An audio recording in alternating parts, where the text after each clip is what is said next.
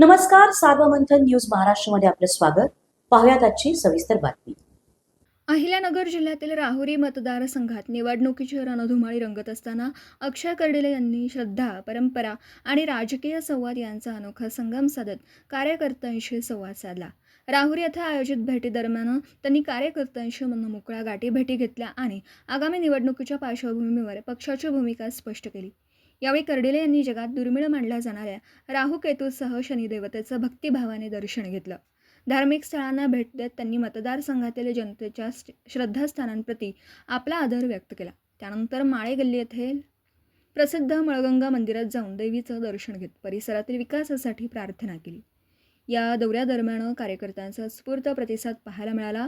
राजेंद्र उंडे, प्रफुल्ल शेळके, सुनील पवार, गणेश खैरे, किशोर येवले, उमेश शेळके, गंगा उंडे, संतोष जगधने, विजय काळे, शुभम तनपुरे तसेच भाऊराव उंडे यांच्यासह अनेक कार्यकर्ते मोठ्या संख्येने उपस्थित होते. या भेटीत कर्डिले यांनी कार्यकर्त्यांच्या विश्वासावर आणि जनतेच्या आशीर्वादावरच माझी ताकद आहे असं भावनिक वक्तव्य करत आगामी काळात राहुरीच्या सर्वांगीण विकासासाठी कटिबद्ध असल्याचा विश्वास व्यक्त केला.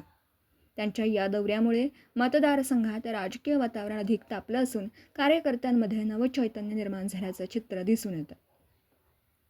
सार्वमंथन न्यूज महाराष्ट्र, राहुरी, अहिल्यानगर.